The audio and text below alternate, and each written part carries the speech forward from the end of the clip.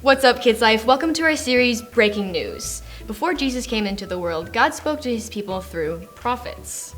But what are prophets, Grace? Well, prophets heard God's plan and will for his people, and it was their job to deliver the message. Oh, so it's not like a business prophet. No, completely different thing. Right. I think I understand now. And a lot of that was because people weren't always happy with what God was saying to them. And that was mainly because God was really trying to help them correct their behavior and actually help them to listen to him. And he spent a lot of time doing this. A lot of time. In this series, we're going to learn all about the prophets and how God used them to deliver an important message to his people.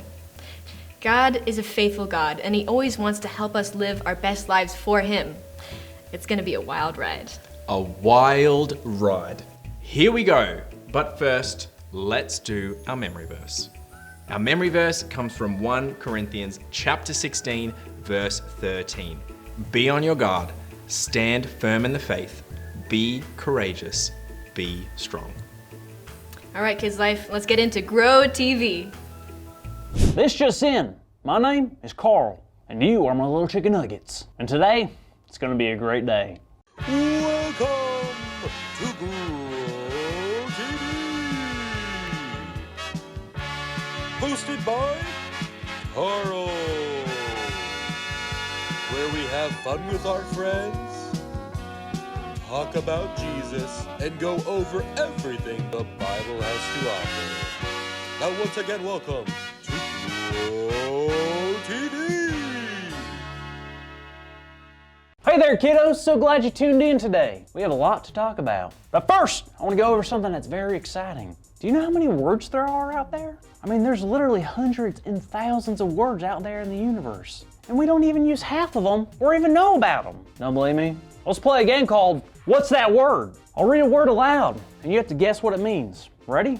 Let's get it. The first word is bumfuzzle. Bum. Okay. This sounds like a word we would describe if we sat down on a chair too hard. Or maybe the funny last name of a football player. Let's see what it actually means. Bumfuzzle, to be flustered, confused, or perplexed. Ha! How cool is that? I get bumfuzzled all the time. Our next word is gardyloo. Man, that's a fun one. If I were to guess what this word was, I would say it's either a city in England, the feeling you get when you're picked first in a game, or the name of a group of flamingos. Let's see what gardyloo actually means. Gardyloo is a Scottish phrase one would yell out the window before throwing their old slop out. Could you imagine just walking down the road and all of a sudden you hear gardyloo, and you look up and you see 4-week-old haggis and mashed potatoes hit you right in the face. Yuck. All right, last word. This word isn't as funny, but I read it this morning and it drove me crazy trying to figure out what it meant. The word is sincere. Sincere. Now, when I first read it, I jumped back in my chair because I figured it had to be a bad word, considering the word starts off with the word sin. You see, I don't know if this word is a good word, a bad word, or a funny word like bumfuzzle. I just don't know. Hey, Carl. Hey, Cassie. How's it going? Pretty good. What are y'all up to? Well, we're trying to figure out what this word means. What word is that? Sincere, because I'm 130% certain that it is a bad word. I can assure you it's not. Cassie, it has the word sin in it.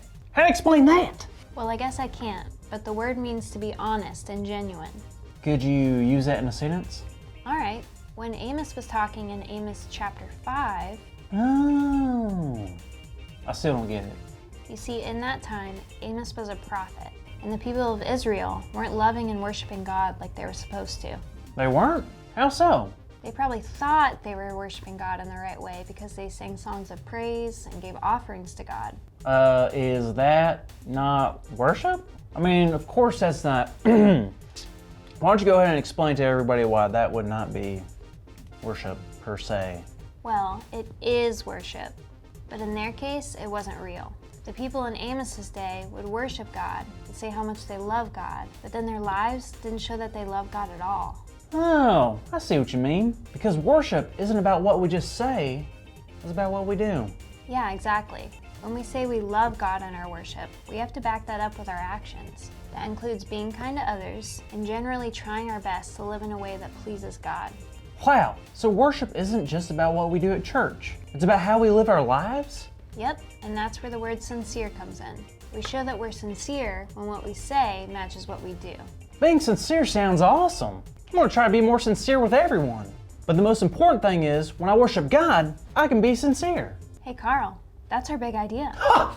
This just in, that's our big idea. Today's big idea is, when I worship God, I can be sincere. So let's say it all out loud on the count of 3. Ready? 1, 2, 3. When I worship God, I can be sincere. Yeah. Whoa, I can be sincere. And so can you. And Cassie, too. Sincere. Well, thanks for the help today, Cassie. no problem. I love having the chance to hang out with my favorite flibbertigibbet. Excuse me? You've never heard that word before? No, that's not a word, is it? It can't be. Is it? Flibbertigibbet? Flibbertigibbet? Flibbertigibbet? Thanks for watching, kids. See you next week. Flubbertubby cubbit. Thank you for watching, and tune in next week for a new episode of Row TV. All right, Kids Life, we are back, and we're going to talk about the prophet Amos. And the prophet Amos brought some news that wasn't very happy.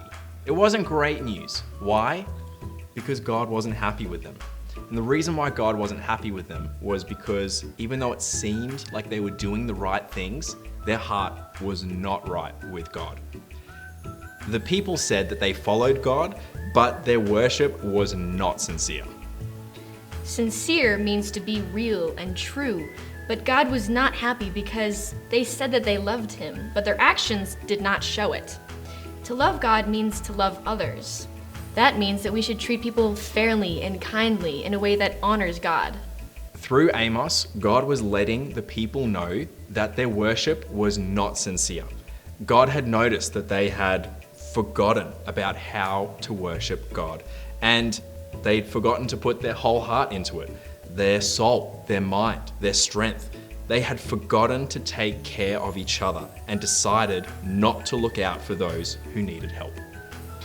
Worship then and worship now has always been more than saying all the right words and things to God. It's about turning around and living out those words each and every day Come on.